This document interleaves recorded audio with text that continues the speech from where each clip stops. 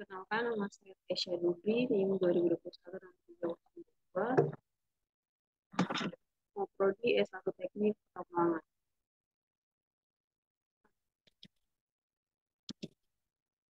Baik, saya akan jurnal dan juga membahas perbedaan pada kedua jurnal pada bagian kedua.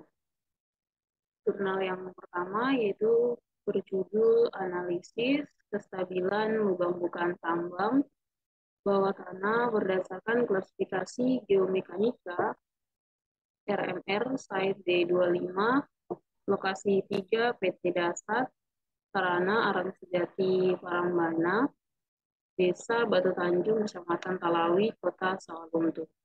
Dan judul jurnal kedua yaitu Evaluasi Faktor Keamanan Lubang Bukaan Tambang Bawah Tanah dengan metode analisis data basic pada perangkat lunak Pro Support 3.0 pada main Howlett level L500. Perbedaan isi jurnal bagian pendahuluan. Untuk jurnal yang pertama yaitu kegiatan penambangan pada tambang bawah tanah itu memiliki resiko yang sangat tinggi bagi para pekerja tambang, sehingga sangat diperlukan suatu penanganan yang hati-hati dengan pengerjaannya. PT Dasar Sarana Arangsejati berada di Parambana, Desa Batu Tanjung, Kecamatan Talawi, Kota Sawalunto. Lokasi penambangan tersebut berada pada formasi ombilin, terdiri dari lempung, gampingan, napal berlapis, tipis dan mengandung fosil, dan ditemukan adanya pada penambangan ini ditemukan adanya penyangga yang patah pada titik 334 m dari sudut lubang bukaan pada kap dan pada tiang penyangga lubang bukaan titik 313 m dari mulut lubang bukaan. Dalam menyangga massa batuan pada terowongan penyangga yang digunakan oleh perusahaan adalah penyangga kayu dengan bentuk preset. Yang kedua yaitu tambang bawah ini merupakan kegiatan yang kompleks, terutama terkait dengan pembuatan batuan yang dibongkar untuk pembuatan terowongan. Besarnya tingkat kestabilan lubang bukaan dipengaruhi oleh kondisi batuan. Kondisi batuan pada lubang bukaan umumnya berkaitan dengan sifat mekanik massa batuan, serta struktur geologinya berupa kekar, lipatan, sesar atau patahan yang mengakibatkan tingginya displacemen massa batuan. Displacemen massa batuan ini adalah pemicu utama terjadinya ambrukan pada suatu lubang bukaan. Berdasarkan studi terhadap kondisi batuan dengan menggunakan analisis empirik, prognostic system, sehingga lubang bukaan pada lokasi penelitian ini tetap aktif. Halo guys, kembali lagi bersama saya Giri Sebastian Panjaitan. Di sini saya akan menjelaskan lebih tepatnya yaitu menyebutkan perbedaan dan persamaan dari kedua jurnal.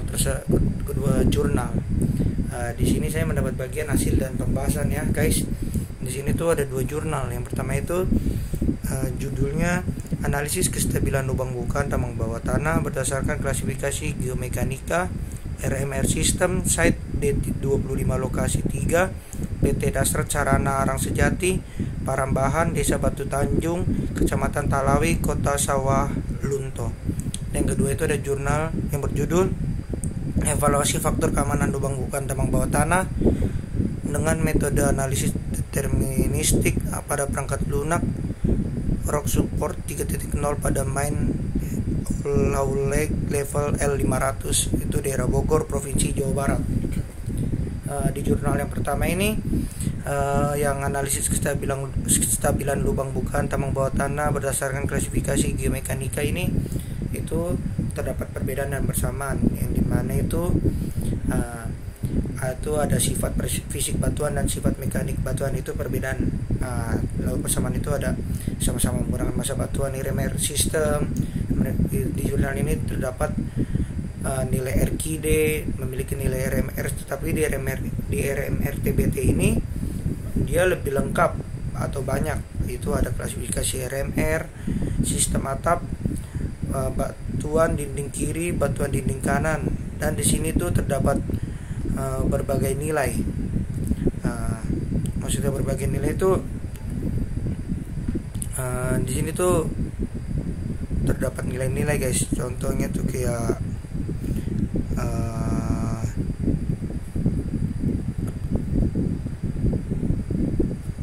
dan nilai-nilai F kepada terowongan, ada nilai spam maksimum dan stand up time, ada spam maksimum dan stand up time dinding lubang bukaan, ada spam maksimum dan stand up atap, dan input data software unweight. Nah itu kayak gini maksudnya guys. Dia sabar. Dia itu nilai-nilai banyak nih guys. Yang ini nilai-nilai semua ini dibanding nanti jurnal yang kedua. Nih itu dia nilai-nilai banyak guys. Baru pun di sini dia menggunakan uji sifat fisik dan mekanika batuan RMR sistem, pembobotan berdasarkan RMR sistem, kestabilan lubang bukaan berdasarkan potensi keruntuhan biji, rekomendasi ground support berdasarkan klasifikasi RMR sistem, kondisi penyangga kayu yang digunakan perusahaan, dan faktor keamanan penyangga kayu. Nah, di sini dia menggunakan rumus-rumus, banyak menggunakan rumus-rumus. Di sini juga menggunakan software tips. Baru sekarang kita lanjut ke jurnal kedua. Jurnal kedua ini dia judul itu evaluasi faktor keamanan lubang bukaan tambang bawah tanah dengan metode analisis deterministik. Nah, itu dia menggunakan perangkat lunak Rock Super 306 pada main Howlett level L500. Kalau yang tadi itu dia menggunakan software tips. Kalau ini ya perangkat lunak Rock Support 3.0 pada main Howlett level L500. Nah, di sini terdapat nilai RMR rata-rata saja, yaitu ada UCS, RQD, spasi bidang diskontinu, kondisi bidang diskontinu. Di sini di jurnal ini hanya menggunakan metode klasifikasi massa batuan RMR dan key system. Nah, baru di sini itu tidak ada rumus. Di sini hanya penjelasan saja. Nah, yang kita lihat di sini dia penjelasan sama ini nilai rata-rata. Jadi dia rumus-rumus nggak ada guys. Dia cuma kayak penjelasan aja di jurnal ini ya. Nah cuma penjelasan aja, dia nggak beda sama yang tadi, dia banyak tabel-tabel toh. Nah, di sini tuh menggunakan massa batuan RMR sistem juga, dia sama-sama jurnal yang kedua yang pertama tadi. Dan di sini juga memiliki nilai RMR juga, tapi dia nggak banyak. Baru di sini pun dia jurnalnya nggak terlalu banyak juga ya guys ya. Ini penjelasannya juga mungkin hanya di sini sampai di sini aja yang dapat saya sampaikan. Mohon maaf jika ada salah dalam perkataan saya, mohon dimaafkan ya guys ya. Di sini saya cuma menjelaskan apa yang saya dapat dari kedua jurnal ini, perbedaan dan persamaan. Semoga saya lebih baik lagi penjelasannya nanti ke depannya. Oke guys, sampai ketemu lagi nanti di video yang lain. Terima kasih. Dadah. Halo, saya akan melanjutkan tentang Rock Quality Design. Pada tahun 1989, DU DRM memperkenalkan Rock Quality Design sebagai sebuah petunjuk untuk memperkirakan kualitas dari massa batuan secara kuantitatif. RQD penting untuk digunakan dalam pembobotan massa batuan atau Rock Mass Rating RMR dan pembobotan massa lereng atau Slope Mass Rating atau SMR. RQD juga didefinisikan sebagai persentase dari bagian inti yang utuh dengan panjang lengan dari 100 mm terhadap total kedalaman lubang bor. Sedangkan Price S. de Hudson 1976 memberikan hubungan antara nilai RQD dengan jarak yang ada di dalam massa batuan atau joint spacing atau GS. Perhitungan RQD juga bisa dapat dilihat dari perhitungan langsung dari singkapan batuan yang mengalami retakan-retakan baik lapisan maupun kekar atau sesar. Nah, kita juga mempunyai persamaan yang sebagai berikut. RQD sama dengan 100 E 100 pangkat E minus 0,1 lambda atau dalam kurung 0,1 lambda ditambah 1. Nah, di sini lambda adalah rasio antara jumlah kekar dengan panjang scanline atau kekar per meter. Nah, mungkin itu sekian dari saya tentang penjelasan tentang RQD.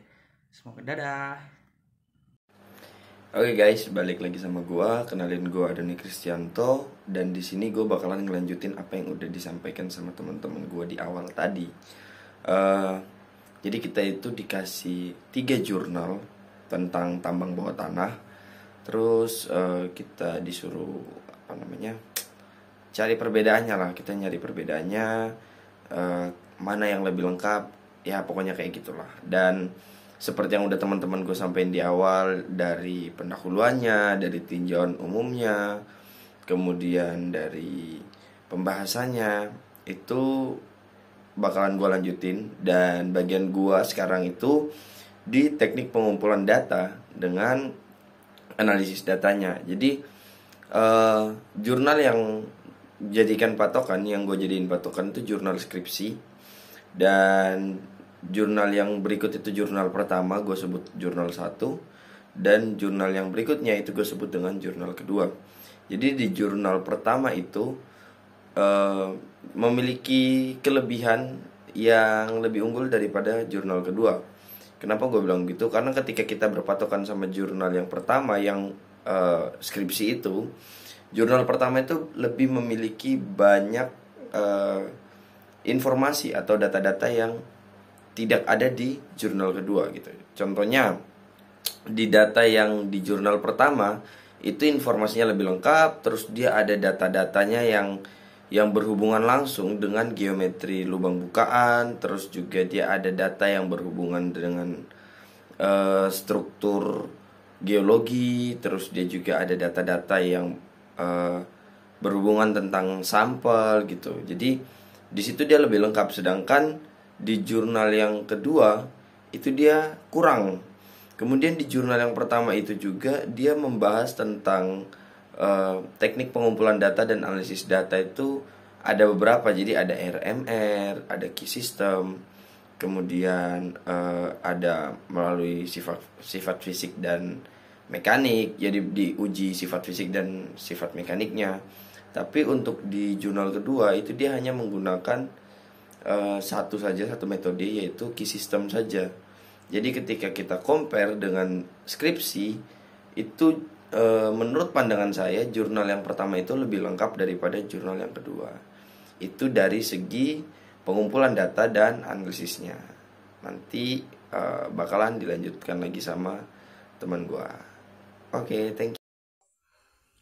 Perkenalkan, nama saya Juan Isbewakwan. Di sini saya akan menjelaskan beberapa teknik pengumpulan data. Yang pertama adalah data primer. 1.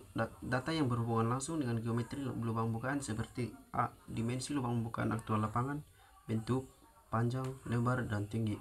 B. Kedalaman penggalian, jarak lokasi penelitian dari mulut penambangan, kemiringan lantai, dan arah penggalian. 2. Data yang berhubungan dengan struktur geologi lubang bukaan seperti 1. Strike dan dip lapisan batubara. 2. Jenis batuan pembatas lapisan batubara. 3. Data kondisi diskontinuitas kekar seperti kekar meliputi A. Dip dan dip direction kekar diukur menggunakan kompas geologi. B. Persisten data separation kekar diukur menggunakan meteran. C. Kekasaran pengisi, pelapukan, dan kondisi air tanah diamati langsung secara pengamatan mikroskopi. C. Sampel batuan untuk mengetahui sifat fisik dan mekaniknya, di mana pengujian sifat fisik dilakukan untuk menentukan berat isi dari batuan, sementara pengujian sifat mekanik untuk mengetahui besarnya nilai is dan kuat tekan batuan. D. Uji sifat fisik kayu penyangga yang digunakan mengukur berat jenis penyangga dilakukan dengan mengukur volume sampel dan berat natural sampel untuk mendapatkan berat jenis kayu penyangga kayu. Yang kedua adalah data sekunder. Data ini diperoleh dari studi literatur maupun informasi yang ada di perusahaan. Adapun data tersebut meliputi izin usaha pertambangan. 2. Data geologi lokasi penambangan. 3. Litologi perlapisan batubara. 4. Data kualitas batubara. 5. Layout penambangan site D25, lokasi 3.